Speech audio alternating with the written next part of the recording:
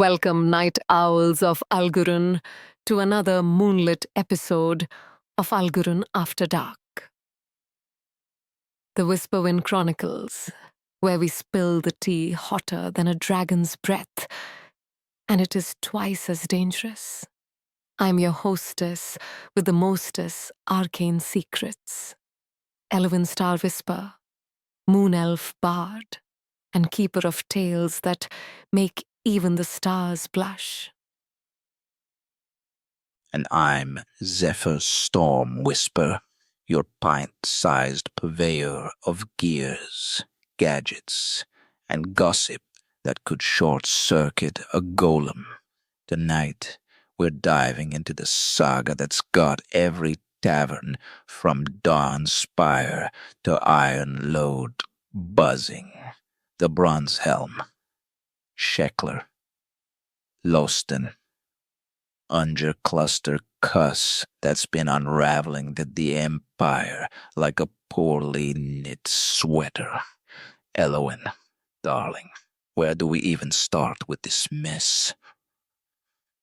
Let's rewind to the airship. Picture this. Caysh Sheckler.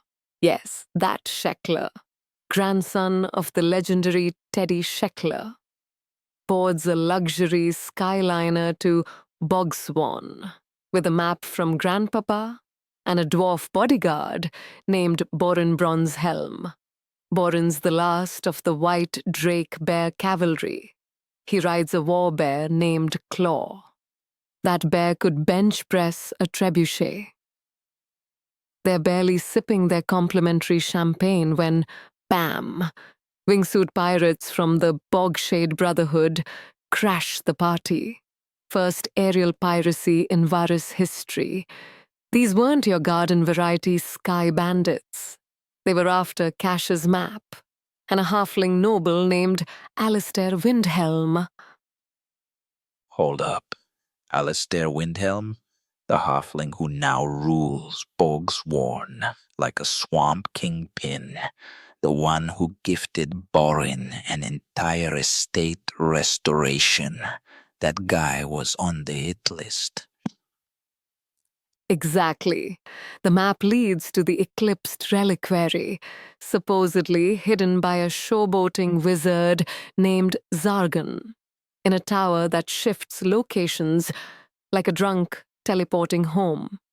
Zargan claims it's guarded by a mire-bound banshee and 3 heartstone fragments, protected by spectral trauma beasts. Classic. Face your daddy issues to win. Dungeon design. Meanwhile, Bogsworn's 5 halfling families are playing 4D chess with knives.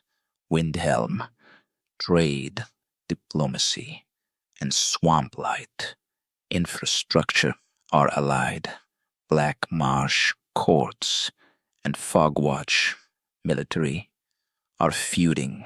Serpent Shade spies are playing both sides while secretly trading intel with Windhelm. Then, plot twist. Fogwatch Patriarch Cedric drops dead at a summit, poisoned by swamp flowers. Swamp Light's matriarch, Evangeline, tries to frame Serpent Shade, but Caysh and Borin sniff out the real killer. Alistair Windhelm himself. He used the party as pawns to eliminate rivals. Evangeline gets arrested. Black Marsh's Octavius gets assassinated in the swamps. Party saves him, then lets him flee because reasons. And Alistair emerges as Bogsworn's Shadow Emperor. Oh, and the reliquary? A fake, empty box. Alistair knew the whole time and still rewarded them with anonymity and a creepy, "we're friends now" smile.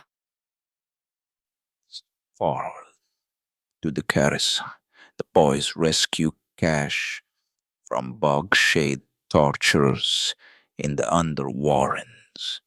Think sewer tombs meets Goblin Fight Club. They expose a conspiracy tying the Brotherhood to multiple noble houses. Then the Algurun embassy elves show up, including a corrupt spy master named Viscount Epoch, who's secretly in the Chronoworm Collective. This cult wants to make time fluid. Reverse it, optimize it, basically turn history into a choose-your-own adventure. Epoch tries to frame Caysh for murdering a lord. Party clears their name, tracks Epoch to Elowen. Meanwhile, Borin's arranging caravans to Lumbertun. When they stumble into Wergoot drama, yes, a Wergoot named Fleece Johnson, who, allegedly, violates livestock. They ready weapons, set traps, and discover a gnoll matriarch raiding farms.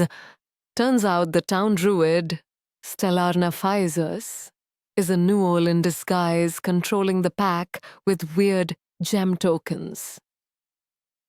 The party slays the matriarch, rescues a massacre site of 40 travelers, and follows the trail to another den with 30 beasts, shamans, and Stellarina herself.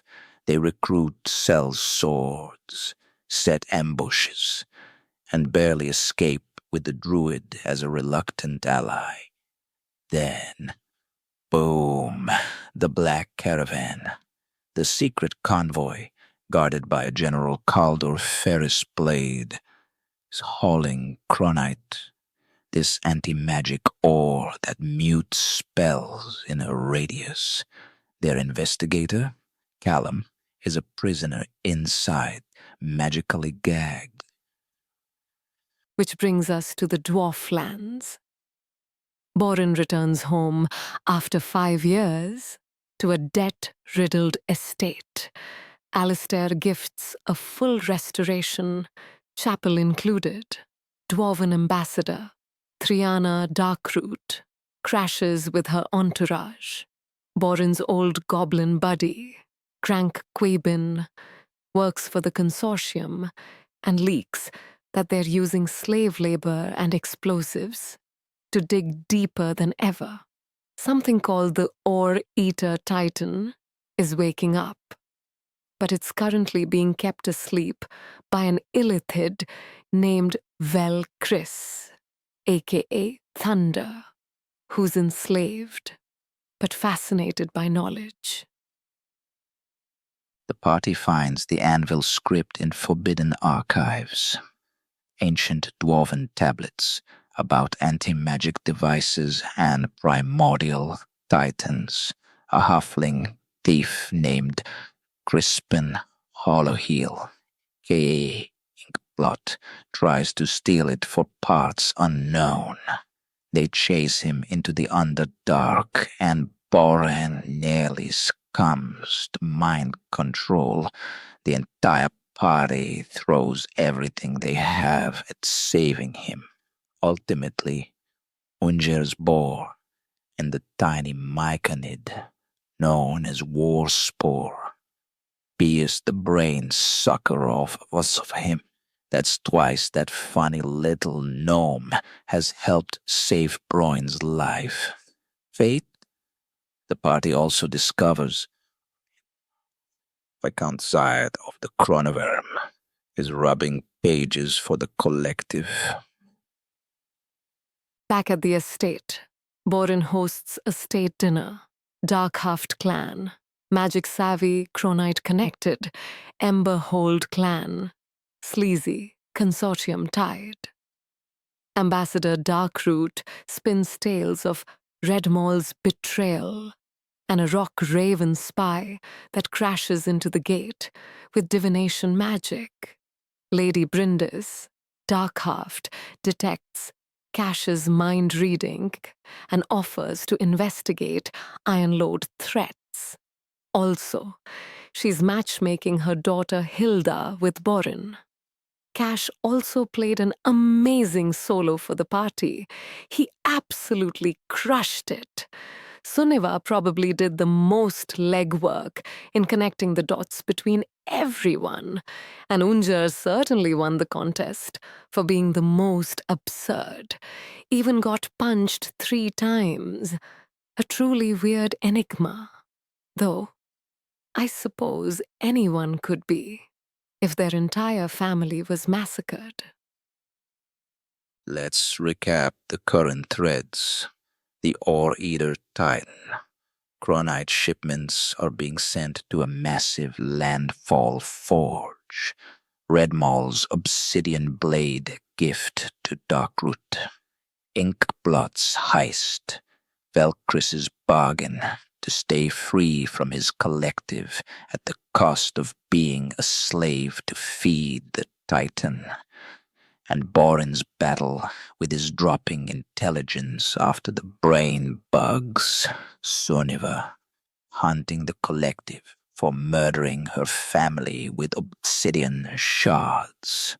Owenier's temptation to throw all plans in the trash while working with the ones that has killed or assisted in enslaving everyone he has ever cared about.